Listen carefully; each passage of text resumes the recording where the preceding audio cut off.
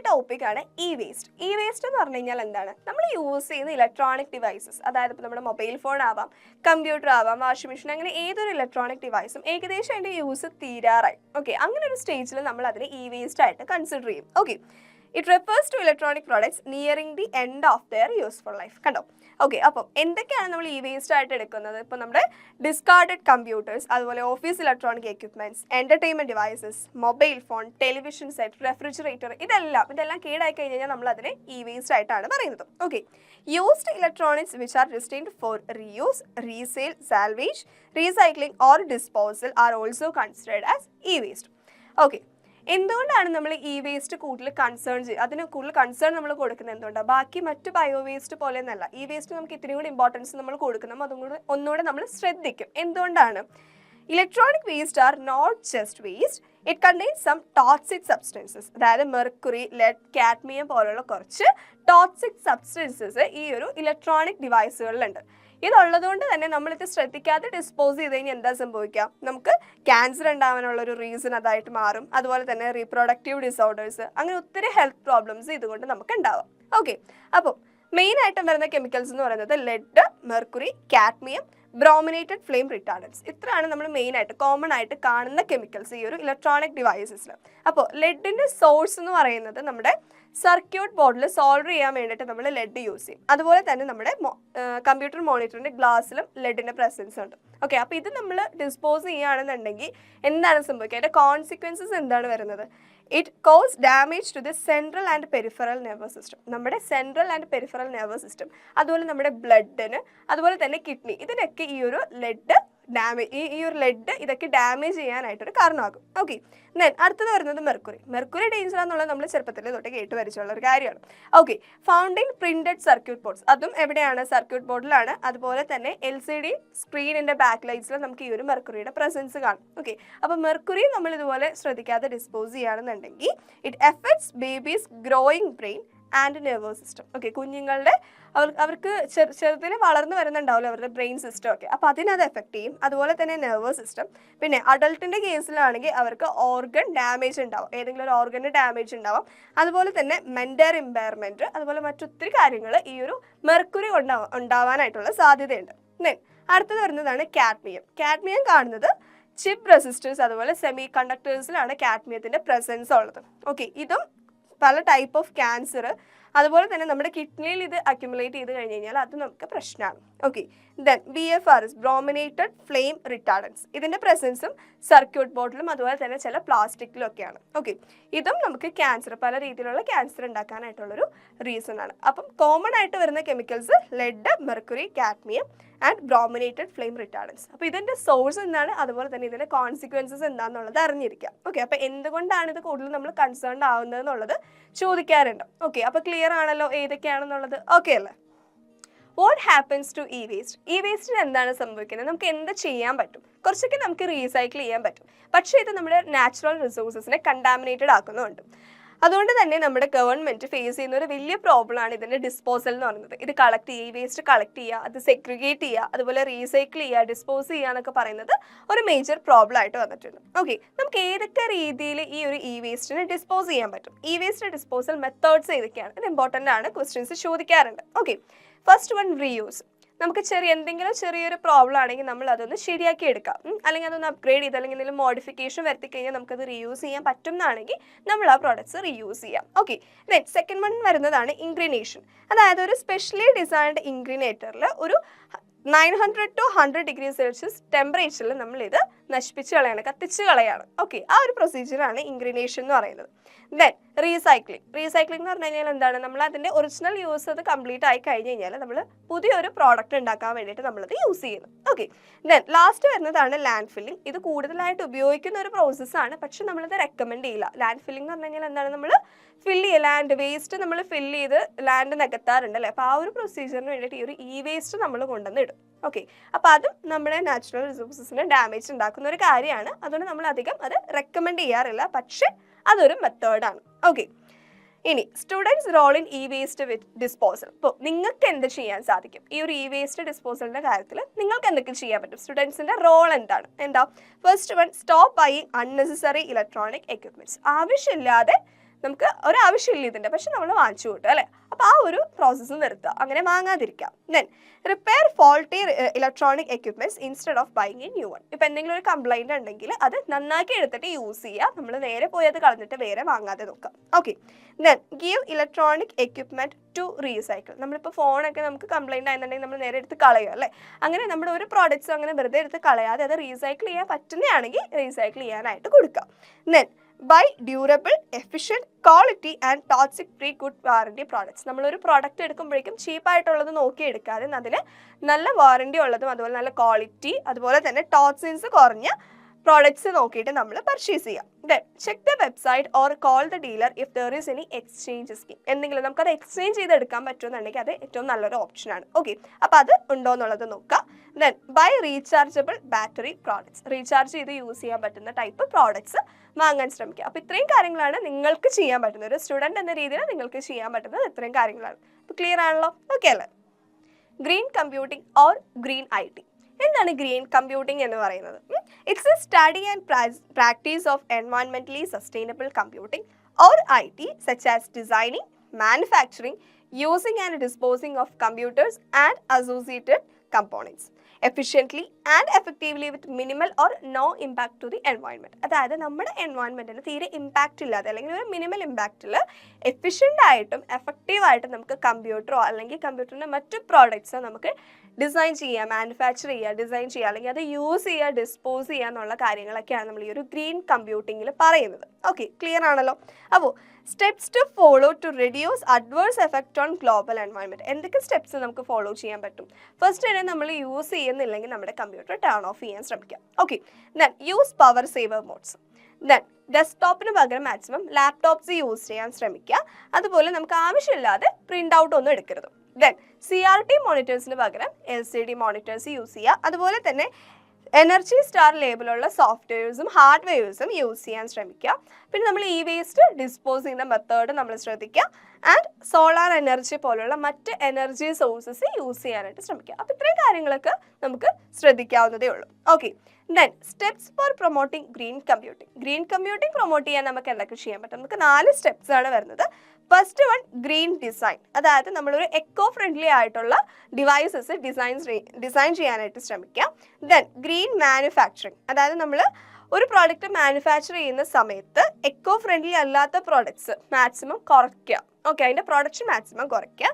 Then green use, അതായത് energy save devices use ചെയ്യുക. Then green disposal എന്ന് പറഞ്ഞു കഴിഞ്ഞാൽ നമുക്ക് ഈസി ആയിട്ട് ഡിസ്പോസ് ചെയ്യാൻ പറ്റുന്ന ഡിവൈസസ് യൂസ് ചെയ്യാം. അപ്പോൾ ഇത്രയും കാര്യങ്ങൾ ചെയ്യുകയാണെങ്കിൽ എന്താണ് നമ്മുടെ ഗ്രീൻ കമ്പ്യൂട്ടിങ്ങിനെ പ്രൊമോട്ട് ചെയ്യുന്ന സ്റ്റെപ്സ് ആവും. അപ്പോൾ ഇത്രയാണ് നമ്മൾ ഈ ഒരു ടോപ്പിക്കിൽ കവർ ചെയ്യുന്നത്. അപ്പോൾ എല്ലാം ക്ലിയർ ആണല്ലോ? ഓക്കെ അല്ലേ? അടുത്തതാണ് സോഫ്റ്റ്വെയർ. ഓക്കെ, നമ്മുടെ ഹാർഡ്വെയർ പറഞ്ഞ പോലെ തന്നെ സോഫ്റ്റ്വെയറും ഒരു ഇമ്പോർട്ടൻറ്റ് ടോപ്പിക്കാണ്. സോഫ്റ്റ്വെയർ എന്ന് പറഞ്ഞു കഴിഞ്ഞാൽ എന്താണ്? It's a set of instructions. അതായത് ഒരു ഹാർഡ്വെയറിനെ എങ്ങനെ ഒരു ടാസ്ക് പെർഫോം ചെയ്യണം എന്ന് പറഞ്ഞു കൊടുക്കുന്ന ഒരു സെറ്റ് ഓഫ് ഇൻസ്ട്രക്ഷൻസിനെയാണ് നമ്മൾ സോഫ്റ്റ്വെയർ എന്ന് വിളിക്കുന്നത്. ഓക്കെ, അപ്പോൾ ഡെഫിനിഷൻ എന്താ? Software is a set of instructions that tell the hardware how to perform a task. ഒരു സോഫ്റ്റ്വെയർ ഇല്ലാതെ ഒരു കമ്പ്യൂട്ടർ നമുക്ക് യൂസ് ചെയ്യാൻ പറ്റുമോ? പറ്റില്ല. അപ്പോൾ നമുക്ക് 2 ടൈപ്പ് സോഫ്റ്റ്വെയർ ഉണ്ട്, system software and application software. നമുക്ക് ആദ്യം സിസ്റ്റം സോഫ്റ്റ്വെയർ എന്താണെന്നുള്ളത് നോക്കാം. It is a set of program used to manage system resources and control its operations.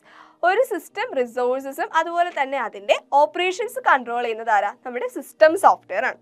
അപ്പോൾ സിസ്റ്റം സോഫ്റ്റ്വെയറിൽ 3 മെയിൻ കമ്പോണൻസ് ഉണ്ട്. ഓക്കെ, അതിലാദ്യം തന്നെ വരുന്നതാണ് ഓപ്പറേറ്റിംഗ് സിസ്റ്റം, അതായത് OS. നിങ്ങളിപ്പോൾ യൂസ് ചെയ്യുന്ന വിൻഡോസും ലിനക്സും ഒക്കെ OS ആണ്, ഓപ്പറേറ്റിംഗ് സിസ്റ്റം ആണ്. ഇതെന്തിനാണ് നമ്മൾ യൂസ് ചെയ്യുന്നത്? It's a set of program that acts as an interface between user and computer hardware. ഒരു യൂസറിനും ഒരു കമ്പ്യൂട്ടർ ഹാർഡ്വെയറിനും ഇടയിൽ നിൽക്കുന്ന ഒരാളാണ് ആര്? ഓപ്പറേറ്റിംഗ് സിസ്റ്റം എന്ന് പറയുന്നത്. Okay, it makes the computer system convenient to use and provide an environment for user to execute programs. ഒരു യൂസറിന് പ്രോഗ്രാം എക്സിക്യൂട്ട് ചെയ്യാൻ വേണ്ടിയിട്ട് ഒരു ബെറ്റർ എൻവയോൺമെൻറ്റ് പ്രൊവൈഡ് ചെയ്യുന്നത് ഈ ഒരു ഓപ്പറേറ്റിംഗ് സിസ്റ്റമാണ്. അപ്പോൾ ഏതൊക്കെയാണ് ഓപ്പറേറ്റിംഗ് സിസ്റ്റം എന്ന് പറയുന്നത്? നമ്മുടെ വിൻഡോസ് XP, ലിനക്സ്, വിൻഡോസ് 7 ഇതെല്ലാം നമ്മുടെ ഓപ്പറേറ്റിംഗ് സിസ്റ്റമാണ്. ക്ലിയർ ആണല്ലോ? ഓക്കെ അല്ലേ? അപ്പോൾ നമ്മുടെ ഓപ്പറേറ്റിംഗ് സിസ്റ്റത്തിൻ്റെ മെയിൻ ഫങ്ഷൻസ് എന്താണെന്നുള്ളത് അറിഞ്ഞിരിക്കണ്ടേ? ഫസ്റ്റ് വൺ ആണ് process management. Okay, it takes care of allocation and deallocation of processes.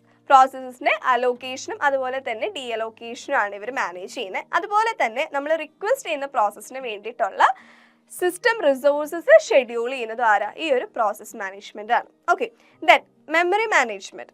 Same നമ്മൾ നേരത്തെ പ്രോസസ്സിന്റെ കേസിൽ പറഞ്ഞ പോലെ തന്നെ നമ്മുടെ മെമ്മറി അലോക്കേഷൻ ഡി അലോക്കേഷൻ ആണ് ഇവിടെ വരുന്നത്. ദെൻ അടുത്തതാണ് ഫയൽ മാനേജ്മെന്റ്, അതായത് ഫയൽ റിലേറ്റഡ് ആക്ടിവിറ്റീസ്, ഇപ്പോൾ ഓർഗനൈസിങ്, നെയിമിംഗ്, സ്റ്റോറിംഗ് ഇങ്ങനെയുള്ള എല്ലാ ആക്ടിവിറ്റീസും കൺട്രോൾ ചെയ്യുന്നത് ഫയൽ മാനേജ്മെന്റിലാണ്. ദെൻ ഡിവൈസ് മാനേജ്മെന്റ് എന്ന് പറയുമ്പോഴേക്കും നമ്മൾ കമ്പ്യൂട്ടറിലേക്ക് അറ്റാച്ച് ചെയ്തിരിക്കുന്ന എല്ലാ ഡിവൈസസിനെ മാനേജ് ചെയ്യുന്നത് ഈ ഒരു ഡിവൈസ് മാനേജ്മെന്റ്. അപ്പോൾ ഇത്രയും ഫംഗ്ഷൻസ് ആണ് നമ്മുടെ OSനുള്ളത്. ക്ലിയർ ആണല്ലോ? ഓക്കെ, ഇനി അടുത്ത കമ്പോണന്റ് ആണ് നമ്മുടെ സിസ്റ്റം സോഫ്റ്റ്വെയറിന്റെ സെക്കൻഡ് കമ്പോണന്റ് ആണ് ലാംഗ്വേജ് പ്രോസസർ എന്ന് പറയുന്നത്. Okay, in order to communicate with computer we need to have a language. നമുക്കൊരാളായിട്ട് കമ്മ്യൂണിക്കേറ്റ് ചെയ്യണമെങ്കിൽ നമുക്കൊരു ഭാഷ വേണം അല്ലേ? നമ്മളിപ്പോൾ മലയാളത്തിൽ ഇംഗ്ലീഷിലൊക്കെ നമ്മൾ പറയും. അപ്പോൾ അതുപോലെ തന്നെ നമ്മുടെ കമ്പ്യൂട്ടറായിട്ട് കമ്മ്യൂണിക്കേറ്റ് ചെയ്യണമെങ്കിലും നമുക്ക് അവിടെ ഒരു ലാംഗ്വേജ് വേണം. നമ്മുടെ കമ്പ്യൂട്ടറിന് മനസ്സിലാവുന്ന ഒരു ലാംഗ്വേജ് വേണം അല്ലേ? അപ്പോൾ അത് തന്നെ നമ്മളിവിടെ low level to high level എന്ന രീതിയിൽ നമ്മളത് ഡിവൈഡ് ചെയ്ത് വെച്ചിട്ടുണ്ട്. അപ്പോൾ ഏതൊക്കെയാണെന്നുള്ളത് നമുക്കൊന്ന് നോക്കാം. ഫസ്റ്റ് വൺ ആണ് മിഷൻ ലാംഗ്വേജ്, അതായത് നമ്മുടെ കമ്പ്യൂട്ടറിന് മനസ്സിലാവുന്നത് ലോ ലെവൽ ലാംഗ്വേജ് ആണ് മിഷൻ ലാംഗ്വേജ് എന്ന് പറയുന്നത്. സീറോസും വൺസും മാത്രമാണ് നമ്മളിവിടെ യൂസ് ചെയ്യുന്നത്. നമ്മൾ പ്രോഗ്രാം എഴുതാൻ നേരത്തെ ഇവിടെ യൂസ് ചെയ്യുന്നത് 0 then 1 ഈ രണ്ടെണ്ണം മാത്രമേ നമ്മൾ യൂസ് ചെയ്തുള്ളൂ. അപ്പോൾ നിങ്ങൾക്ക് കൺഫ്യൂഷൻ ഉണ്ടാവും, എങ്ങനെയാണ് സീറോസും വൺസും മാത്രം വെച്ചിട്ട് കമ്മ്യൂണിക്കേറ്റ് ചെയ്യുക എന്നുള്ളത്. Okay, very difficult but it is the only language which understood by the computer. നമുക്ക് ഭയങ്കര ഡിഫിക്കൽട്ട് ആണല്ലേ 0യും 1ഉം മാത്രം വെച്ചിട്ട് കമ്മ്യൂണിക്കേറ്റ് ചെയ്യാന്ന് പറഞ്ഞാൽ, പ്രോഗ്രാം എഴുതാന്ന് പറഞ്ഞു കഴിഞ്ഞാൽ നമുക്ക് ഭയങ്കര ഡിഫിക്കൽട്ടാണ്. പക്ഷെ നമ്മുടെ കമ്പ്യൂട്ടറിന് ആകെ മനസ്സിലാവുന്ന ലാംഗ്വേജ് എന്താ? ഈ ഒരു മിഷൻ ലാംഗ്വേജ് മാത്രമാണ്. അപ്പോൾ നമുക്ക് അത് ചെയ്യാൻ ബുദ്ധിമുട്ടാണല്ലോ, അപ്പോൾ നമ്മൾ വേറൊരു ലാംഗ്വേജ് കണ്ടുപിടിച്ചു. ഇതാണ് അസംബ്ലി ലാംഗ്വേജ് എന്ന് പറയുന്നത്. ഇവിടെ നമ്മൾ കുറച്ച് കോഡുകൾ ഉപയോഗിക്കും. അതായത് ഇപ്പോൾ നമുക്ക് അഡീഷൻ ചെയ്യണം എന്നുണ്ടെങ്കിൽ നമുക്ക് ആഡ് A, B എന്ന് നമുക്ക് എഴുതാം. അതായത് A = A+B എന്നാണ് അതിൻ്റെ അർത്ഥം. ഓക്കെ, അപ്പോൾ ഇതുപോലുള്ള ആഡ്, സബ്ട്രാക്ഷൻ ചെയ്യണമെങ്കിൽ SUB സബ്, അങ്ങനെയുള്ള കുറച്ച് കോഡ്സ് നമുക്ക് യൂസ് ചെയ്ത് എഴുതാം. അപ്പോൾ നമുക്ക് ഇത്രയും കൂടെ എളുപ്പമാണ് അല്ലേ? ഓക്കെ, ദെൻ അത് കഴിഞ്ഞ് വരുന്നതാണ് ഹൈ ലെവൽ ലാംഗ്വേജസ്. നിങ്ങളിപ്പോൾ യൂസ് ചെയ്യാൻ പോകുന്ന, നമുക്കിപ്പോൾ പോപ്പുലർ ആയിട്ടുള്ള എല്ലാ ലാംഗ്വേജസും ഹൈ ലെവൽ ലാംഗ്വേജ് ആണ്. ഇവിടെ എന്ന് പറയുമ്പോൾ നമുക്ക് ഇംഗ്ലീഷ് ലൈക്ക് സ്റ്റേറ്റ്മെന്റ്സ് ആണ്. നമ്മൾ അസംബ്ലി ലാംഗ്വേജിൽ കോഡ്സ്, അതായത് വേർഡ്സ് ആണ് യൂസ് ചെയ്തതെങ്കിൽ ഇവിടെ നമുക്ക് സ്റ്റേറ്റ്മെന്റ്സ് ആയിട്ട് നമുക്ക് യൂസ് ചെയ്യാൻ പറ്റും. ഓക്കെ, മെയിൻ ആയിട്ട് ഏതൊക്കെയാണ്? C++, ജാവ, ഇതെല്ലാം ഹൈ ലെവൽ ലാംഗ്വേജസ് ആണ്. അപ്പോൾ ഇതാണ് ലാംഗ്വേജ് പ്രോസസ്സറിൽ നമ്മൾ ഏതൊക്കെ ലാംഗ്വേജസ് ഉണ്ടെന്നുള്ളത് നമുക്ക് മനസ്സിലായി. ഏതൊക്കെയാണ്? 3 ടൈപ്പ് ഉണ്ട്. മിഷൻ ലാംഗ്വേജ് ഉണ്ട്, അസംബ്ലി ലാംഗ്വേജ് ഉണ്ട്, then high level language. Clear ആണല്ലോ? ഓക്കെ അല്ലേ? What is the need of language processor? നമ്മൾ ലാംഗ്വേജ് പ്രോസസ്സർ എന്ന് പറഞ്ഞപ്പോഴേക്കും ലാംഗ്വേജിനെ പറ്റി പറഞ്ഞു. നമ്മുടെ കമ്പ്യൂട്ടറായിട്ട് കമ്മ്യൂണിക്കേറ്റ് ചെയ്യാൻ വേണ്ടിയിട്ട് നമുക്ക് വേണ്ട ലാംഗ്വേജസ് ഏതൊക്കെയാണെന്ന് പറഞ്ഞു. ലാംഗ്വേജ് പ്രോസസ്സർ എന്തിനാണ് നമ്മൾ യൂസ് ചെയ്യുന്നത്? അതായത് നമ്മുടെ കമ്പ്യൂട്ടറിന് ആകെ മനസ്സിലാവുന്നത് ലോ ലെവൽ ലാംഗ്വേജ് ആണ്, അല്ലെങ്കിൽ മിഷൻ ലാംഗ്വേജ് ആണ്. 0യും 1ഉം മാത്രമേ യൂസ് ചെയ്തിട്ടുള്ള ആ ഒരു ലാംഗ്വേജ് മാത്രമേ ആർക്ക് മനസ്സിലാവുള്ളൂ? കമ്പ്യൂട്ടറിന് മനസ്സിലാവുള്ളൂ. പക്ഷെ നമുക്കത് എഴുതാൻ പറ്റുമോ? പറ്റില്ല. അപ്പം നമ്മൾ എന്ത് ചെയ്യും? നമ്മൾ ഹൈ ലെവൽ ലാംഗ്വേജ് യൂസ് ചെയ്തിട്ട് പ്രോഗ്രാം എഴുതും. അപ്പോൾ ഈ ഒരു ഹൈ ലെവൽ ലാംഗ്വേജ് കമ്പ്യൂട്ടറിന് മനസ്സിലാവണ്ടേ? അപ്പോൾ അത് എന്ത് ചെയ്യണം? നമുക്ക് ഹൈ ലെവലിനെ ലോ ലെവലാക്കി കൺവേർട്ട് ചെയ്യണമല്ലോ. അപ്പോൾ അതിന് വേണ്ടിയിട്ട് നമുക്കിവിടെ ലാംഗ്വേജ് പ്രോസസ്സറിൻ്റെ ആവശ്യമുണ്ട്. Okay, the programs written in assembly language or high level language are not understood by the computer. So we need language processor to convert them into low level. Clear ആണല്ലോ? അപ്പോൾ നമ്മളിത് convert ചെയ്യാൻ വേണ്ടിയിട്ട് use ചെയ്യുന്നത് ഏതൊക്കെ പ്രോസസ്സറാണെന്നാണ്. First one is assembler. Assembler എന്ന് പറഞ്ഞാൽ ഒരു പേര് തന്നെ ഉണ്ട്. നമ്മുടെ അസംബ്ലി ലാംഗ്വേജിനെ ലോ ലെവൽ ആക്കാൻ വേണ്ടിയിട്ടാണ് അസംബ്ലർ യൂസ് ചെയ്യുന്നത്. ഓക്കെ, ഇനി അടുത്ത ഒരു പ്രോസസ്സറാണ് ഇന്റർപ്രറ്റർ. ഇന്റർപ്രറ്റർ എന്ന് പറഞ്ഞു കഴിഞ്ഞാൽ നമ്മുടെ high level language low level ലാംഗ്വേജിലേക്ക് മാറ്റാൻ വേണ്ടിയിട്ടാണ് നമ്മൾ ഇന്റർപ്രറ്റർ യൂസ് ചെയ്യുന്നത്. പക്ഷേ നമ്മൾ എഴുതുന്ന ഓരോ പ്രോഗ്രാമും ഓരോ ലൈൻ ബൈ ലൈൻ ആയിട്ട് അത് ചെക്ക് ചെയ്യുള്ളൂ. അതായത് ആദ്യത്തെ ഒരു ലൈൻ റൺ ചെയ്യും, എന്നിട്ട് അതിൽ എന്തെങ്കിലും എറർ ഉണ്ടോ എന്ന് നോക്കും, എന്നിട്ട് അത് എക്സിക്യൂട്ട് ചെയ്യും. ഓക്കെ, അങ്ങനെ ലൈൻ ബൈ ലൈൻ ആയിട്ടേ അതിൽ ചെയ്യാൻ പറ്റുള്ളൂ. ഇനി അടുത്തത് വരുന്നതാണ് കമ്പൈലർ. കമ്പൈലർ എന്ന് പറയുമ്പോൾ സെയിം ഈ ഒരു പ്രോസസ്സ് തന്നെ, അതായത് ഹൈ ലെവലിനെ ലോ ലെവലിലേക്ക് മാറ്റുകയാണ്. പക്ഷേ ഇവിടെ മൊത്തത്തിൽ റൺ ചെയ്യാൻ പറ്റും. അതായത് ഒരു ഒറ്റ ടൈം റൺ ചെയ്ത് കഴിഞ്ഞാൽ തന്നെ നമുക്കതിൽ മൊത്തം എന്തൊക്കെ എറർ ഉണ്ടെന്നുള്ളത് ഫുള്ളായിട്ട് കിട്ടും. അപ്പോൾ നമുക്കത് മൊത്തത്തിൽ ചേഞ്ച് ചെയ്യാൻ പറ്റും. ലൈൻ ബൈ ലൈൻ എന്ന് പറയുമ്പോൾ നമുക്കത് ഡിഫിക്കൽട്ടാണ്. അപ്പോൾ ഇന്റർപ്രറ്ററിന് ഒന്ന് അപ്ഗ്രേഡ് ചെയ്തതാണ് നമ്മുടെ കമ്പൈലർ എന്ന് പറയുന്നത്. അപ്പോൾ 3 ലാംഗ്വേജ് പ്രോസസ്സറാണ് ഉള്ളത്. ലാംഗ്വേജ് പ്രോസസ്സർ നമ്മൾ യൂസ് ചെയ്യുന്നത് നമ്മൾ എഴുതുന്ന ഹൈ ലെവൽ ലാംഗ്വേജിനെ ലോ ലെവൽ ലാംഗ്വേജ് ആക്കി മാറ്റാൻ വേണ്ടി. അത് മാത്രമേ നമ്മുടെ കമ്പ്യൂട്ടറിനെ മനസ്സിലാവുള്ളൂ. ഓക്കെ, അപ്പോൾ അതിനാണ് ലാംഗ്വേജ് പ്രോസസ്സർ യൂസ് ചെയ്യുന്നത്. 3 ടൈപ്പ് ലാംഗ്വേജ് പ്രോസസ്സർ ഉണ്ട്. ഫസ്റ്റ് വൺ അസംബ്ലർ, അത് അസംബ്ലി ലാംഗ്വേജിനെ നമുക്ക് ലോ ലെവൽ ലാംഗ്വേജിലേക്ക് മാറ്റും. ദെൻ സെക്കൻഡ് വൺ വരുന്നതാണ് ഇന്റർപ്രറ്റർ, തേർഡ് വൺ കമ്പൈലർ. അപ്പോൾ നമുക്കിവിടെ ഇന്റർപ്രറ്ററും കമ്പൈലറും തമ്മിലുള്ള ഒരു കമ്പാരിസൺ ചോദിക്കാനുള്ളൊരു ചാൻസ് ഉണ്ട്, എന്താണ് അത് തമ്മിലുള്ള ഡിഫറൻസ് എന്നുള്ളത്. ഓക്കെ, അതുപോലെ തന്നെ നമ്മൾ നേരത്തെ പഠിച്ച ലാംഗ്വേജസ് ഏതൊക്കെയാണെന്നുള്ളത്. അപ്പോൾ ക്ലിയർ ആണല്ലോ, ലാംഗ്വേജ് പ്രോസസ്സർ എന്താണെന്നുള്ളത് ഓക്കെ അല്ലേ? സിസ്റ്റം സോഫ്റ്റ്വെയറിൻ്റെ മൂന്നാമത്തെ കമ്പോണൻ്റ് ആയിട്ട് വരുന്നതാണ് യൂട്ടിലിറ്റി സോഫ്റ്റ്വെയർ. നമ്മൾ ഡെയിലി നമ്മൾ റുട്ടീനായിട്ട് പെർഫോം ചെയ്യുന്ന ടാസ്കുകൾ, അതുപോലെ നമ്മുടെ സിസ്റ്റം മെയിൻ്റനൻസിന് വേണ്ടിയിട്ടുള്ള ടാസ്കുകൾ, ഈ ഒരു കാര്യങ്ങളൊക്കെ പെർഫോം ചെയ്യുന്നത് ഈ ഒരു യൂട്ടിലിറ്റി സോഫ്റ്റ്വെയർ വഴിയാണ്. ഓക്കെ, മെയിനായിട്ടും കംപ്രഷൻ ടൂൾസ്, അതായത് ലാർജ് ഫയൽസിനൊക്കെ നമ്മൾ ചെറിയ ഫയലാക്കി മാറ്റും. അപ്പോൾ ആ ഒരു കംപ്രഷൻ ടൂൾ, അതുപോലെ തന്നെ നമ്മുടെ ഹാർഡ് ഡിസ്കിൽ ഫയൽസൊക്കെ റീഅറേഞ്ച് ചെയ്യാൻ വേണ്ടിയിട്ട് disk fragment, then backup software. നമ്മളൊരു ഇൻഫർമേഷന് ഡ്യൂപ്ലിക്കേറ്റ് എടുത്ത് വെക്കും, ബാക്കപ്പ് എടുത്ത് വെക്കും. എന്തുകൊണ്ടാണ്? നമുക്കിപ്പോൾ ഇൻ കേസ് ഡിസ്ക് ഫെയിലിയർ വരിക, അല്ലെങ്കിൽ നമ്മൾ അറിയാതെ അത് ഡിലീറ്റ് ആയി പോവുക, അപ്പോൾ അതൊക്കെ ഒന്ന് മാനേജ് ചെയ്യാൻ വേണ്ടിയിട്ട് നമ്മൾ ബാക്കപ്പ് വെക്കും. ഓക്കെ, അപ്പോൾ ആ ഒരു ബാക്കപ്പ് സോഫ്റ്റ്വെയർ, അതുപോലെ തന്നെ ആൻറ്റിവൈറസ് സോഫ്റ്റ്വെയർ, നമ്മുടെ കമ്പ്യൂട്ടറിൽ വൈറസ് ഉണ്ടെങ്കിൽ അത് റിമൂവ് ചെയ്യാം. അപ്പോൾ ഇത്തരത്തിലുള്ള സോഫ്റ്റ്വെയർസിനെ നമ്മൾ യൂട്ടിലിറ്റി സോഫ്റ്റ്വെയർ എന്ന് പറയുന്നത്. ഓക്കെ, അപ്പോൾ നമ്മുടെ സോഫ്റ്റ്വെയറിൽ തന്നെ രണ്ടെണ്ണം ഉണ്ടെന്ന് പറഞ്ഞു, സിസ്റ്റം സോഫ്റ്റ്വെയറും അതുപോലെ തന്നെ ആപ്ലിക്കേഷൻ സോഫ്റ്റ്വെയറും. അതിൽ സിസ്റ്റം സോഫ്റ്റ്വെയറിൻ്റെ മെയിൻ 3 കമ്പോണൻസ് ആയിരുന്നു: ഓപ്പറേറ്റിംഗ് സിസ്റ്റം, അതുപോലെ language processor, then utility software. അപ്പോൾ ഇതെന്താണെന്നെല്ലാം ക്ലിയർ ആണല്ലോ, ഓക്കെ അല്ലേ? അടുത്തതാണ് ആപ്ലിക്കേഷൻ സോഫ്റ്റ്വെയർ. നമ്മൾ സിസ്റ്റം സോഫ്റ്റ്വെയർ കംപ്ലീറ്റ് ചെയ്ത് അല്ലേ? ഓക്കെ, ഇനി ആപ്ലിക്കേഷൻ സോഫ്റ്റ്വെയർ എന്ന് പറഞ്ഞു കഴിഞ്ഞാൽ ആ ഒരു പേര് പോലെ തന്നെ ഒരു ആപ്ലിക്കേഷന് വേണ്ടി ഡെവലപ്പ് ചെയ്യുന്ന സോഫ്റ്റ്വെയറിനെയാണ് ആപ്ലിക്കേഷൻ സോഫ്റ്റ്വെയർ എന്ന് പറയുന്നത്. ഇപ്പോൾ നമ്മുടെ ജിംബ്, പേറോൾ സിസ്റ്റം, ടാലി, ഇതൊക്കെ ഒരു പെർട്ടിക്കുലർ ആപ്ലിക്കേഷൻ ആണല്ലേ. അപ്പോൾ അതിന് വേണ്ടിയിട്ട് ഡെവലപ്പ് ചെയ്യുന്ന സോഫ്റ്റ്വെയറിനെയാണ് ആപ്ലിക്കേഷൻ സോഫ്റ്റ്വെയർ എന്ന് വിളിക്കുന്നത്. അപ്പോൾ അതിൽ തന്നെ നമുക്ക് first one general purpose software packages, അതായത് നമുക്ക് എല്ലാവർക്കും അറിയാവുന്നതാണ് വേർഡ് പ്രോസസ്സിംഗ് സോഫ്റ്റ്വെയർ. അത് ജനറൽ ആയിട്ട് നമ്മൾ യൂസ് ചെയ്യുന്നതാണ് അല്ലേ.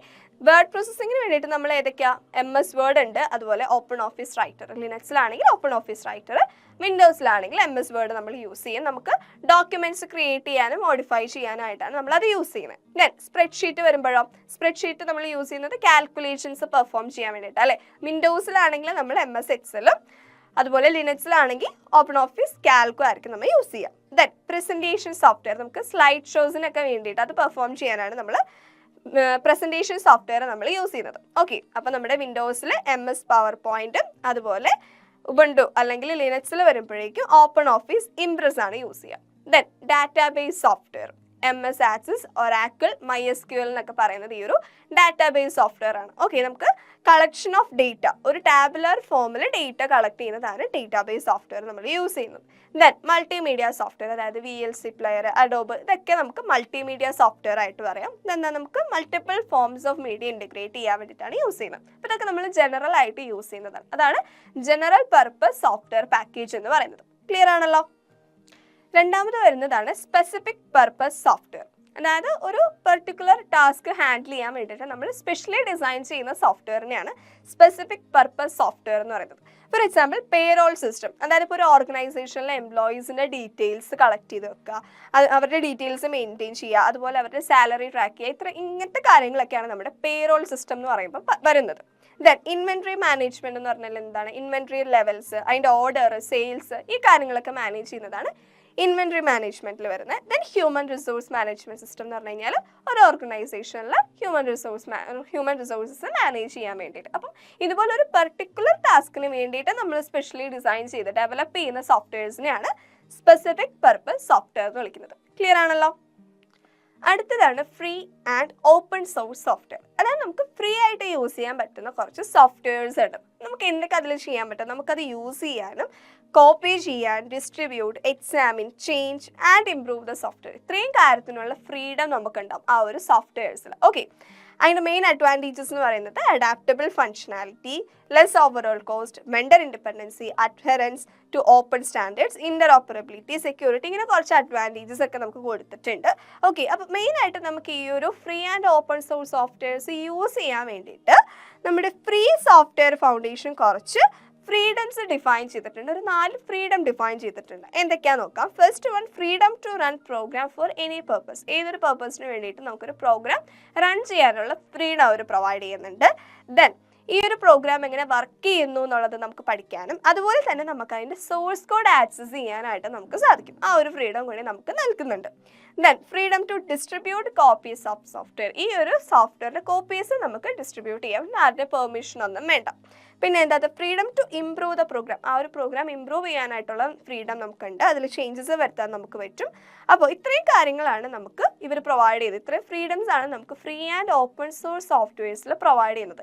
എല്ലാ സോഫ്റ്റ്വെയറും ഫ്രീ അല്ല, നമ്മൾ പേ ചെയ്തെടുക്കുന്ന സോഫ്റ്റ്വെയർസ് ഒക്കെ ഉണ്ട്. അപ്പം ഫ്രീ ആയിട്ടുള്ളതിന് നമുക്ക് ഇത്രയും കാര്യങ്ങൾ നമുക്ക് ചെയ്യാൻ പറ്റും. ഓക്കെ, അപ്പോൾ നമുക്ക് കുറച്ച് എക്സാമ്പിൾസ് നോക്കാം. ഏതൊക്കെയാണ് ഫ്രീ ആയിട്ടുള്ള അല്ലെങ്കിൽ ഓപ്പൺ സോഴ്സ് സോഫ്റ്റ്വെയർസ് ഏതൊക്കെയാണ്? GNU Linux. നിങ്ങൾ സ്കൂളുകളിൽ യൂസ് ചെയ്തിട്ടുള്ളത് ലിനക്സ് ആയിരിക്കും. വിൻഡോസിനേക്കാളും കൂടുതൽ 10th വരെ ലിനക്സിലായിരിക്കും നിങ്ങൾ ചെയ്തിട്ടുണ്ടാവുക. ഓക്കെ, അപ്പോൾ ഈ ഒരു ലിനക്സ് എന്ന് പറയുന്നത് ഒരു ഓപ്പൺ സോഴ്സ് സോഫ്റ്റ്വെയർ ആണ്. ഓക്കെ, ഇനി ജിംബും നിങ്ങൾ യൂസ് ചെയ്തിട്ടുണ്ടാവും. നമ്മൾ ഫോട്ടോസ് എഡിറ്റ് ചെയ്യാൻ, അതുപോലെ ഒന്ന് ക്രിയേറ്റ് ചെയ്യാൻ, അങ്ങനെ ഫോട്ടോസ് ഇമേജസ് എഡിറ്റ് ചെയ്യാനും അതുപോലെ തന്നെ ഫോട്ടോഗ്രാഫ്സ് റീടച്ച് ചെയ്യാൻ, ഇങ്ങനെയുള്ള ടാസ്കുകളൊക്കെ പെർഫോം ചെയ്യാനാണ് നമ്മൾ ജിംബ് യൂസ് ചെയ്തിരുന്നത്. അതും ഒരു ഓപ്പൺ സോഴ്സ് സോഫ്റ്റ്വെയർ ആണ്. ഇനി മോസില്ല ഫയർഫോക്സ് എന്താ നമുക്ക് എല്ലാവർക്കും അറിയാവുന്ന ഒരു വെബ് ബ്രൗസർ ആണല്ലേ, അതും ഒരു ഓപ്പൺ സോഴ്സ് ആയിട്ടുള്ളൊരു സോഫ്റ്റ്വെയർ ആണ്. ദെൻ OpenOffice.org, അതായത് നമ്മുടെ വേർഡ് പ്രോസസ്സർ, സ്പ്രെഡ്ഷീറ്റ്, ഇങ്ങനെയുള്ള കാര്യങ്ങളൊക്കെയാണ് നമുക്ക് ഇതിൽ വരാം. അത് നമ്മുടെ ലിനക്സിലും വിൻഡോസിലും നമുക്ക് അവൈലബിൾ ആണ്.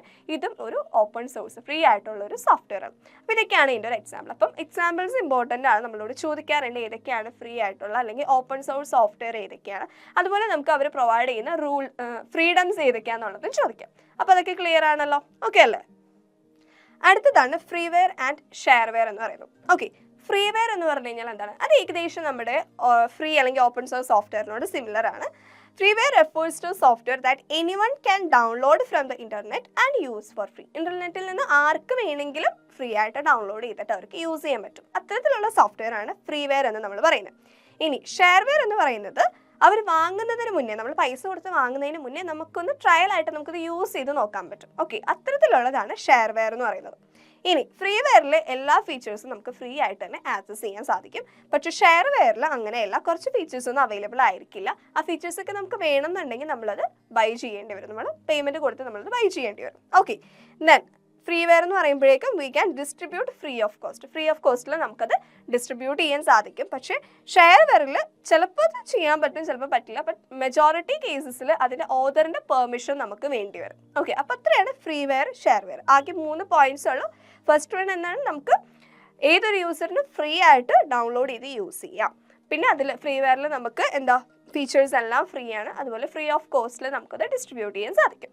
ഷെയർവെയർ വരുമ്പോഴേക്കും നമുക്ക് ഒരു വാങ്ങുന്നതിന് മുന്നേ, നമ്മൾ പേയ്മെൻറ്റ് കൊടുത്തത് വാങ്ങുന്നതിന് മുന്നേ നമുക്കതൊരു ട്രയലായിട്ട് നമുക്കത് യൂസ് ചെയ്യാൻ സാധിക്കും. അതുപോലെ തന്നെ എല്ലാ ഫീച്ചേഴ്സും അതിൽ അവൈലബിൾ ആയിരിക്കില്ല. നമുക്ക് ബാക്കി ഫീച്ചേഴ്സും കൂടെ ആക്സസ് ചെയ്യണം എന്നുണ്ടെങ്കിൽ എന്ത് ചെയ്യുക?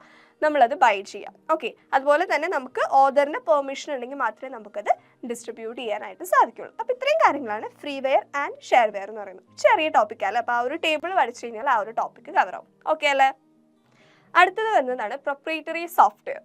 ഈ ഒരു സോഫ്റ്റ്വെയർ എന്ന് പറയുന്നത് ഒരു ഡെവലപ്പറിൻ്റെ അല്ലെങ്കിൽ ഒരു പബ്ലിഷറിൻ്റെ എക്സ്ക്ലൂസീവ് പ്രോപ്പർട്ടി ആയിരിക്കും. ഓക്കെ, അപ്പോൾ ഇത് നമുക്ക് ആക്സസ് ചെയ്യാനായിട്ട് സാധിക്കില്ല. അതായത് നമുക്കൊരു ലൈസൻസ് ഇല്ലാതെ നമുക്കത് ആക്സസ് ചെയ്യാൻ സാധിക്കില്ല. അത് സോളിഡ് ആയിരിക്കും, നമുക്കതിൻ്റെ സോഴ്സ് കോഡ് ആക്സസ് ചെയ്യാനും സാധിക്കില്ല. അതുപോലെ തന്നെ ഒരു യൂസറിന് അതിൽ ചേഞ്ചസ് വരുത്താനോ അല്ലെങ്കിൽ അതിൽ ഇമ്പ്രൂവ്മെൻറ്റ് കൊണ്ടുവരാനോ ആയിട്ടുള്ള പെർമിഷൻ ഉണ്ടാവില്ല. ഓക്കെ, അത്തരത്തിലുള്ള സോഫ്റ്റ്വെയർസിനെയാണ് പ്രൊപ്രൈറ്ററി സോഫ്റ്റ്വെയർ എന്ന് വിളിക്കുന്നത്. ഫോർ എക്സാമ്പിൾ, നമ്മുടെ Windows operating system, MS office, Mac OS എന്നൊക്കെ പറയുന്നതൊക്കെ ഒരു പ്രൊപ്രൈറ്ററി സോഫ്റ്റ്വെയർ ആയിരിക്കും. നമുക്കത് യൂസ് ചെയ്യാം, പക്ഷെ നമുക്ക് അതിൽ ചേഞ്ചസ് ഒന്നും നമുക്ക് വരുത്താനായിട്ട് സാധിക്കില്ല. ഓക്കെ, ദെൻ നമ്മുടെ ഈ ചാപ്റ്ററിലെ ലാസ്റ്റ് ടോപ്പിക്കാണ് human ware or live ware എന്ന് പറയുന്നത്. അതായത് കമ്പ്യൂട്ടർ ഉപയോഗിക്കുന്ന ഹ്യൂമനെയാണ് നമ്മളിത് വിളിക്കുന്നത്. അതായത് ഇപ്പോൾ നമ്മൾ കമ്പ്യൂട്ടർ പഠിച്ചിറങ്ങുന്നവർക്ക് അല്ലെങ്കിൽ ഒരു സോഫ്റ്റ്വെയർ എഞ്ചിനീയർ അല്ലെങ്കിൽ അനലിസ്റ്റ്, ഇങ്ങനെ ഓരോ പേരുകൾ നമ്മൾ വിളിക്കുമല്ലോ. അപ്പോൾ ആ ഒരു പേര്, അതാണ് നമ്മൾ ഹ്യൂമൻ വെയർ അല്ലെങ്കിൽ ലൈവ് വെയർ എന്ന് വിളിക്കുന്നത്. അതായത് കമ്പ്യൂട്ടർ യൂസ് ചെയ്യുന്ന നമ്മളെ പോലെയുള്ളവരെ വിളിക്കുന്ന പേരുകളാണ്. ഓക്കെ, അതായത് ഇപ്പോൾ system administrators, system managers, system analyst, database administrator, computer engineer, computer programmer, computer operator, ഇങ്ങനെയുള്ള പേരുകൾ കൊടുത്ത് വിളിക്കുന്നതിനെയാണ് നമ്മൾ ലൈവ് വെയർ അല്ലെങ്കിൽ ഹ്യൂമൻ വെയർ എന്ന് വിളിക്കുന്നത്. ക്ലിയർ ആണല്ലോ? അപ്പോൾ അതെന്താണ്, ഓരോരുത്തരുടെയും ജോബ് ഡിസ്ക്രിപ്ഷൻ എന്താണെന്നുള്ളതാണ് ആ ഒരു ടേബിളിൽ കൊടുത്തിരിക്കുന്നത്. അത് ജസ്റ്റ് ഒന്ന് വായിച്ചു നോക്കിയാൽ മതി, നമുക്ക് എല്ലാവർക്കും അറിയാവുന്ന കാര്യമാണ്. അപ്പോൾ ഇത്രയും ടോപ്പിക്സ് ആണ് നമ്മൾ ഈ ഒരു ചാപ്റ്ററിൽ കവർ ചെയ്യുന്നത്. അങ്ങനെ നമ്മുടെ ചാപ്റ്റർ ഫുള്ള് കംപ്ലീറ്റ് ആയല്ലേ? അപ്പോൾ നമുക്ക് കുറച്ച് ക്വസ്റ്റ്യൻസ് നോക്കിയാലോ. So what is cache memory? എന്താണ്? നമ്മുടെ പ്രോസസ്സറിനും റാമിനും ഇടയിൽ വരുന്ന ഒരു സ്മോൾ മെമ്മറിയാണ് ക്യാഷ് മെമ്മറി എന്ന് പറയുന്നത്. നമുക്ക് ഫ്രീക്വന്റ് ആയിട്ട് ആക്സസ് ചെയ്യാവുന്ന ഡേറ്റാസും ഇൻസ്ട്രക്ഷൻസും ഒക്കെ ആയിരിക്കും അവിടെ സ്റ്റോർ ചെയ്യുന്നത്. Okay, then list any 3 input and output devices. ഏതാണ് ഇൻപുട്ട് എന്ന് പറയുമ്പോൾ നമുക്ക് ഏതൊക്കെ എഴുതാം? കീബോർഡ്, മൗസ്, ടച്ച് സ്ക്രീൻ, ഇതൊക്കെ ഇൻപുട്ട് ആണല്ലേ. ഇനി ഔട്ട്പുട്ട് എന്ന് പറയുമ്പോൾ എന്താ? പ്രിന്റർ, മോണിറ്റേഴ്സ്, അതുപോലെ 3D പ്രിന്റർ പറഞ്ഞു, പ്ലോട്ടർ, ഇതൊക്കെ നമ്മുടെ ഔട്ട്പുട്ട് ഡിവൈസസ് ആണ്. Then define operating system and give one example. Operating system എന്താണ്? നമ്മുടെ സിസ്റ്റം സോഫ്റ്റ്വെയറിൻ്റെ ഒരു കമ്പോണൻ്റ് ആണ്. അതുപോലെ തന്നെ നമ്മുടെ ഒരു യൂസറിനും കമ്പ്യൂട്ടറിനും ഇടയിൽ ഒരു ഇൻ്റർഫേസ് ആയിട്ട് ആക്ട് ചെയ്യുന്നത് ഈ ഒരു ഓപ്പറേറ്റിംഗ് സിസ്റ്റം ആണ്. ഓക്കെ, അപ്പോൾ അതിൻ്റെ എക്സാമ്പിൾ ഏതാ? നമ്മൾ യൂസ് ചെയ്യുന്ന വിൻഡോസ്, ലിനക്സ് ഒക്കെ അതിൻ്റെ എക്സാമ്പിൾ ആണ്. Okay, then write example for free and open source software. എന്താണ് free and open source software? ഏതൊക്കെയായിരുന്നു? നമ്മുടെ ജിംബ് പറഞ്ഞു, ലിനക്സ്, അതുപോലെ തന്നെ മോസില്ല ഫയർഫോക്സ്, ഇതൊക്കെ നമുക്ക് free and open source software ആണ്. ഓക്കെ, ദെൻ അടുത്തത് വരുന്നത് എന്താ? Which are the methods used for disposal of e waste? E waste ഡിസ്പോസലിന് നമ്മൾ എന്തൊക്കെ മെത്തേഡ് ആയിരുന്നു? 4 എണ്ണം പറഞ്ഞല്ലേ. നമ്മൾ റീയൂസ് പറഞ്ഞു, ഇൻക്രിനേഷൻ പറഞ്ഞു, then recycling and land filling. ഇത്രയായിരുന്നു അതിൻ്റെ മെത്തേഡ്സ്. ഇനി what is memory and write a short note on the classification of memory. Memory എന്ന് പറയുന്നത് എന്താ? നമ്മുടെ ഡേറ്റാസും ഇൻസ്ട്രക്ഷൻസും ഒക്കെ സ്റ്റോർ ചെയ്യാനുള്ള ഒരു പ്ലേസ്. ഇനി അതിൻ്റെ ക്ലാസിഫിക്കേഷൻ എന്ന് പറയുമ്പോൾ ഏതൊക്കെയായിരുന്നു? മെമ്മറി തന്നെ പ്രൈമറി മെമ്മറി ഉണ്ട്, സെക്കൻഡറി മെമ്മറി ഉണ്ട്. പ്രൈമറിയിൽ തന്നെ നമ്മൾ എന്തൊക്കെ പഠിച്ചു? RAM, ROM and cache memory. Then secondary വരുമ്പോഴോ ഒപ്റ്റിക്കൽ പഠിച്ചു, മാഗ്നറ്റിക് ഉണ്ടായിരുന്നു, ദെൻ സെമി കണ്ടക്ടർ. അപ്പോൾ അത് എക്സ്പ്ലെയിൻ ചെയ്യാം. Okay, then what is the importance of green computing? എന്താണ്? നമ്മുടെ എൻവയോൺമെൻറ്റിൽ മിനിമം ഇമ്പാക്റ്റിൽ നമുക്ക് എഫക്റ്റീവായിട്ട് അല്ലെങ്കിൽ എഫിഷ്യൻ്റ് ആയിട്ട് കമ്പ്യൂട്ടേഴ്സ് യൂസ് ചെയ്യുക, അതിൻ്റെ മെയിൻ്റനൻസ്, അതിൻ്റെ ഡെവലപ്മെൻറ്റ്, ആ ഒരു സംഭവങ്ങളൊക്കെയാണ്, ആ ഒരു സ്റ്റഡിയാണ് നമ്മൾ ഗ്രീൻ കമ്പ്യൂട്ടിംഗ് എന്ന് പറയുന്നത്. Then differentiate between RAM and ROM. റാമും റോമും തമ്മിലുള്ള ഡിഫറൻസ് എന്താണ്? റാം ഫാസ്റ്റർ ആണ്, റോം സ്ലോ ആണ്. അതുപോലെ തന്നെ റാമിൽ നമുക്ക് എന്തൊക്കെയാണ്? നമുക്ക് OS ഒക്കെ ആയിരിക്കും അവിടെ സ്റ്റോർ ചെയ്യുന്നത്, ആ ഒരു പ്രോഗ്രാംസ് ആയിരിക്കും. റോം എന്ന് പറയുമ്പോൾ എന്താണ്? ബൂട്ടപ്പ് പ്രോഗ്രാംസ് ആയിരിക്കും. അതുപോലെ റാം എന്ന് പറയുന്നത് വോളറ്റൈൽ ആണ്, റോം എന്ന് പറയുന്നത് നോൺ വോളറ്റൈൽ ആണ്. അപ്പോൾ അതൊക്കെയാണ് നമ്മുടെ ഡിഫറൻസ്. ഓക്കെ, ആ ഒരു ടേബിൾ അതുപോലെ തന്നെ പഠിച്ച് എഴുതാം. ഇനി what are the main functions of OS? ഒരു ഓപ്പറേറ്റിംഗ് സിസ്റ്റത്തിൻ്റെ മെയിൻ ഫങ്ഷൻസ് എന്തൊക്കെയായിരുന്നു? നമ്മൾ പ്രോസസ് മാനേജ്മെൻറ്റ് പറഞ്ഞു, അതുപോലെ തന്നെ എന്താ? File management, memory management, device management, ഇതൊക്കെയായിരുന്നു നമ്മുടെ OSൻ്റെ ഫങ്ഷൻസ് എന്ന് പറയുന്നത്. ഇനി അടുത്ത ക്വസ്റ്റ്യൻ എന്താ? Explain the difference between interpreter and compiler. എന്താണ് ഇന്റർപ്രറ്ററും കമ്പൈലറും? ലാംഗ്വേജ് പ്രോസസ്സർ ആണല്ലേ. അതെ, ഹൈ ലെവൽ ലാംഗ്വേജിനെ ലോ ലെവൽ ലാംഗ്വേജിലേക്ക് മാറ്റാനാണ് നമ്മളിത് യൂസ് ചെയ്യുന്നത്. ഇന്റർപ്രറ്ററിൽ എന്താ സംഭവിക്കുന്നത്? ലൈൻ ബൈ ലൈൻ ആയിട്ടായിരിക്കും ചെയ്യുന്നത്. അപ്പം ഒരു ലൈൻ കഴിഞ്ഞ് അതിൽ എറർ ഉണ്ടെങ്കിൽ അത് തിരുത്തിയിട്ട് മാത്രമേ നമുക്ക് അടുത്ത ലൈനിലേക്ക് പോകാൻ പറ്റൂ. കമ്പൈലർ ആണെങ്കിലോ സിംഗിൾ റണ്ണിൽ അത് മൊത്തത്തിൽ അവർ എടുക്കുന്നുണ്ട്. ഓക്കെ, അപ്പോൾ അത്. ഇനി what is the difference between laser printer and dot matrix? ഒന്ന് ഇമ്പാക്റ്റ് ആണ്, മറ്റേത് നോൺ ഇമ്പാക്റ്റ് ആണ്. പിന്നെ അതിൻ്റെ ഫീച്ചേഴ്സ് ഒക്കെ നമ്മൾ ലാസ്റ്റ് ഒരു ടേബിൾ പഠിച്ചിരുന്നു. ഓരോ ഫീച്ചേഴ്സ് എന്താണെന്നുള്ളത് ക്ലാസിഫൈ ചെയ്ത് എഴുതാം. Okay, then give 2 examples for customized software. എന്താണ്? നമ്മളിപ്പോൾ ഗെയിം അല്ലെങ്കിൽ ഇപ്പോൾ എന്തെങ്കിലും ഒരു ആപ്പ് നമ്മൾ ഡെവലപ്പ് ചെയ്യുകയാണെങ്കിൽ അതൊക്കെ കസ്റ്റമൈസ്ഡ് ആയിരിക്കും അല്ലേ. ഓക്കെ, അപ്പോൾ നമുക്ക് അറിയാവുന്ന അങ്ങനെ എന്തെങ്കിലും ഒരു സോഫ്റ്റ്വെയർസ് എഴുതിയാൽ മതി. Then which are the important registers inside the CPU? ഏതൊക്കെയായിരുന്നു? അക്യുമുലേറ്റർ നമ്മൾ പഠിച്ചു, then memory address register, memory buffer register, then instruction register, program counter, ഇതൊക്കെയായിരുന്നു നമ്മുടെ ഇമ്പോർട്ടൻറ്റ് രജിസ്റ്റേഴ്സ്, CPUൻ്റെ ഉള്ളിൽ വരുന്ന important registers. Then, with the help of a block diagram, explain the functional units of a computer. എന്താണ്? നമ്മൾ ആദ്യം തന്നെ പഠിച്ചല്ലേ, ചാപ്റ്ററിൻ്റെ ഫസ്റ്റ് തന്നെ നമ്മൾ പഠിച്ചു functional units of a computer. എന്തായിരുന്നു? ഇൻപുട്ട് ഡിവൈസ് ഉണ്ട്, അത് കഴിഞ്ഞ് CPU ഉണ്ട്, CPUവിൽ ALU പറഞ്ഞു, കൺട്രോൾ യൂണിറ്റ് പറഞ്ഞു, അത് കഴിഞ്ഞിട്ട് എന്തായിരുന്നു? രജിസ്റ്റർ, അതിന് തൊട്ട് മേലെ സ്റ്റോറേജ് യൂണിറ്റ് ഉണ്ടായിരുന്നു, ദെൻ ഔട്ട്പുട്ട് യൂണിറ്റ്. ആ ഒരു ഫിഗർ വരയ്ക്കുക, എക്സ്പ്ലെയിൻ ചെയ്യാം. Then explain the stages of data processing with the help of diagram. എന്തൊക്കെയായിരുന്നു? നമുക്ക് ഡേറ്റ പ്രോസസ്സിംഗ്, ഐഡന്റിഫിക്കേഷൻ ഉണ്ട്, input, processing, storage, output, distribution. ആ ഒരു ടേബിൾ, ആ ഒരു ഫ്ലോ ചാർട്ട് പോലെ അത് വരയ്ക്കുക, അത് എക്സ്പ്ലെയിൻ ചെയ്യാം. അപ്പോൾ ഇത്രയാണ് നമ്മുടെ ക്വസ്റ്റ്യൻസ്. അങ്ങനെ നമ്മൾ ക്വസ്റ്റ്യൻസ് നോക്കി, നമ്മൾ ചാപ്റ്റേഴ്സിലെ ടോപ്പിക്സ് എല്ലാം കവർ ചെയ്തു. അപ്പോൾ എല്ലാവർക്കും മനസ്സിലായെന്ന് ഞാൻ വിചാരിക്കുകയാണ്. അപ്പോൾ നമ്മൾ എന്തൊക്കെ ഈ ചാപ്റ്ററിൽ നമ്മൾ മൊത്തം എന്തൊക്കെ പഠിച്ചു? ഫസ്റ്റ് തന്നെ നമ്മൾ ഡേറ്റ പ്രോസസ്സിംഗ് പഠിച്ചു, അത് കഴിഞ്ഞ് നമ്മൾ അതിൻ്റെ functional units of a computer ഏതൊക്കെയാണെന്നുള്ളത് ഓരോന്ന് പഠിച്ചു. ദെൻ അത് കഴിഞ്ഞ് ഹാർഡ്വെയറിൽ തന്നെ processor, motherboard, peripherals and ports, അതുപോലെ എന്തായിരുന്നു ഇൻപുട്ട് ഔട്ട്പുട്ട് ഡിവൈസസ്, ഇത്രയും കാര്യങ്ങളൊക്കെ നമ്മൾ ഹാർഡ്വെയറിൽ പഠിച്ചു. അത് കഴിഞ്ഞ് ഇ വേസ്റ്റ് ആയിരുന്നു, പിന്നെ ഗ്രീൻ കമ്പ്യൂട്ടിംഗ്, അത് കഴിഞ്ഞ് സോഫ്റ്റ്വെയർ പഠിച്ചു. സോഫ്റ്റ്വെയറിൽ തന്നെ ഡിഫറെൻറ്റ് ടൈപ്സ് ഓഫ് സോഫ്റ്റ്വെയർസ് ഉണ്ടായിരുന്നു. Then finally live ware and share ware, അത്രയും കാര്യങ്ങളാണ്. Human ware and live ware, ഇത്രയും കാര്യങ്ങളായിരുന്നു നമ്മൾ ഈ ഒരു ചാപ്റ്ററിൽ കവർ ചെയ്തത്. അപ്പോൾ എല്ലാം ക്ലിയർ ആണല്ലോ? ഡൗട്ട്സ് ഒന്നും ഇല്ലല്ലോ? എന്തെങ്കിലും ഡൗട്ട്സ് ഉണ്ടെങ്കിൽ നിങ്ങൾ താഴെ കമൻറ്റ് ബോക്സിൽ ചോദിക്കുക. So see you in the next video. Bye.